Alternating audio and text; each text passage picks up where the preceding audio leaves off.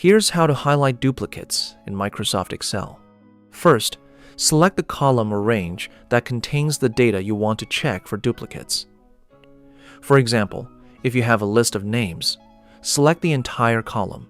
Next, go to the Home tab and click on Conditional Formatting.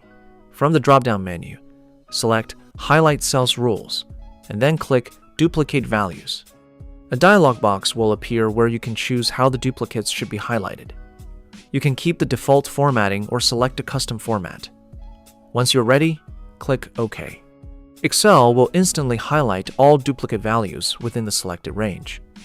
If you prefer to highlight unique values instead, you can change the option in the Duplicate Values dialog box.